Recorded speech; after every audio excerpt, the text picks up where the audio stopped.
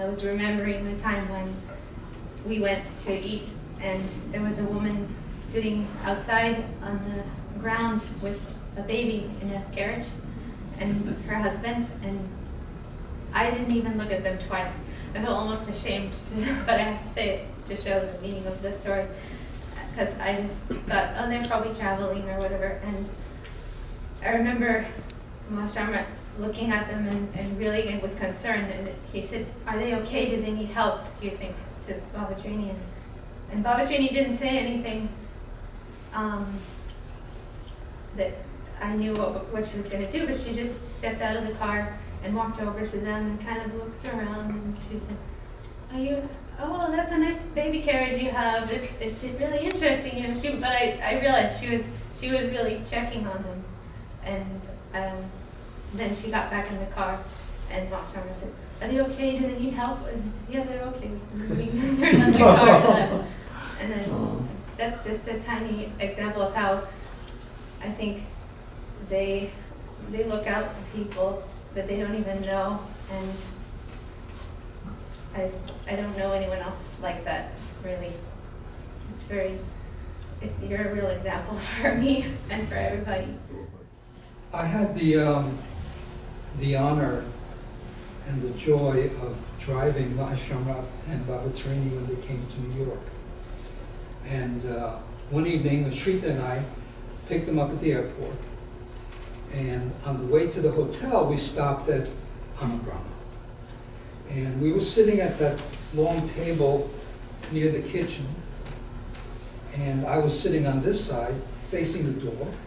And Mahashamrat was sitting there, facing me, away from the door. And all of a sudden, Guru came in. Mm-hmm. And before you know it, he was right behind Mahashamrat.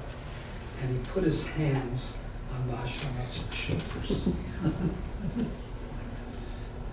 And I've been with Guru a while. I've never seen such closeness, affection, oneness with anyone.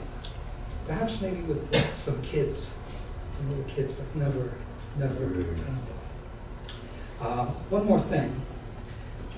Mahashamrat, everyone knows, was the first person to be lifted up in the Lifting Up the World program. Oh, wow. And probably inspired it when he suggested to Guru that Guru lift people and objects that people would be familiar with and know how much they actually weigh, rather than just plates, which most people don't know what that means.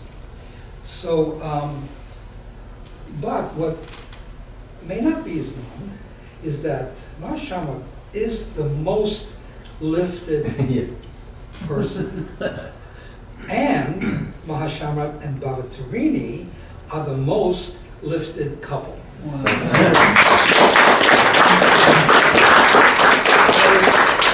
personally saw Guru lift them both at the same time on a seated calf machine 100 times. Oh. 100 times, right there. 100 times is probably more than anybody else. But besides that, there were many, many times at Aspiration Ground and other places, and of course the weightlifting events. Because it's a little bit of an embarrassing story for me. Because I invented this record called land rowing, where I put wheels and brakes on a rowing machine, and I went outside and rowed around the track. The thing fell apart after a quarter of a mile, but the idea was there, and I saw one in Germany. Someone had the same idea, so I bought this land rowing machine. I did a record. I went from New York to Philadelphia on the New Jersey Turnpike on the land rowing machine, with the police yelling over the loudspeaker, "Row, row, row your boat!" From New York to Philadelphia. So then there was a guy in Oregon who was a retired airplane engineer, and he built like this really sophisticated thing called the land rower. And I bought one. I saved up for it. It was like hundreds of dollars. Really very sophisticated thing, and had gears and brakes, and it was amazing. And so I did a record where I went 1,500 miles in 2 weeks in Bali, and I was really, really proud of this machine, and it was a great record. was the best shape of my life. And so somehow Mahashamrat heard about the machine, the Land Rover. And people that might not know that Mahashamrat, collects all these kind of different exercise machines. He has like a fleet of old cars that are in pristine condition. And actually Mahashamrat works on these cars. I mean, he's a genius at it. I mean, he refurbishes these. So anyway, he somehow sold up my Land Rover machine, which I was very attached to. And I didn't know how many were actually made. And I mentioned it, and so I knew that he wanted it. But the thing is, I was actually too attached to offer it to him. Somehow I feel kind of guilty, so I mentioned it to Guru. And Guru said, right away, give it to him. and of course I was surrendered, but I felt a little sad. And then Guru, right away, as soon as he said that, he said, don't worry, I'll get you another one. So anyway, I gave it to Mahashamrat, and it was actually, I felt a little bad because I had used it like a lot, and it was in terrible shape. I was, greasy, grimy, the seat was broken and everything. And so I didn't really know how good Mahashamrat was at this, but Mahashamrat, he's really a genius at this, and he spent hours and hours on that machine, completely refurbished it, made it like shiny brand new, built a new seat. It was amazing, and he's done that. People don't know. He's taken he told me he was working on a penny farthing, one of those old-fashioned bicycles. He spent hundreds of hours making it brand new. And so someday, I mean, it would be great to see all these. And he has cars where he does the painting, the fine detail work.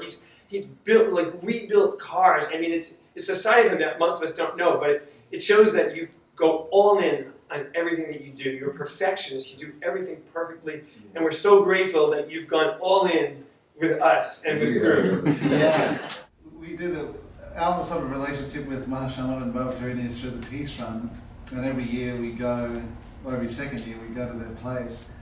And it's always a highlight. It really is. And I'm not just saying that because you guys are here, It's like, for me, I actually feel that Guru is so happy that we can go. And, to stay in your place, which is like a Shangri-La.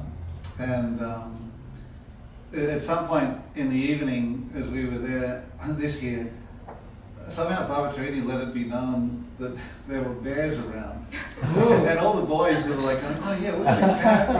Right there, really? And then going to the gym in the morning and meeting all the friends, and these two beautiful friends they have, Brenda and Mark, who are just delightful. And I think it's now 2 times in a row, Mark comes to breakfast because Brenda is working. They live about 40 miles away or so.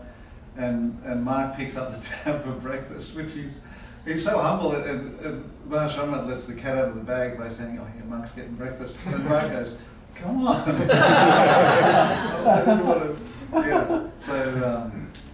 So anyway, this photo, it was back in 1988, so I guess I was 23 at the time. And it was one of these photos where, one of these lifts where all the boys are holding dumbbells. And so I'm on this stage, I'm on this platform holding a dumbbell. And Guru says to Mahashamrat, you go on the platform. Because Mahashamrat's kind of the MC of the evening. So he gets on the platform and stands right next to me and grabs my arm. I was so proud.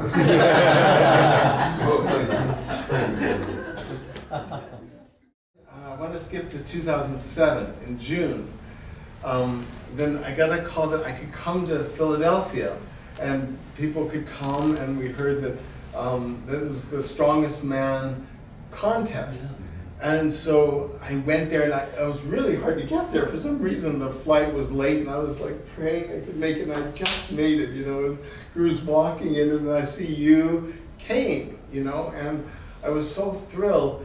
And then I noticed it was a bit of a raucous environment. Like these strong men, they're from Ukraine, they're huge, and some of them, they passed by us, and I could hear a couple of them kind of making fun in a way, which I felt very sad about.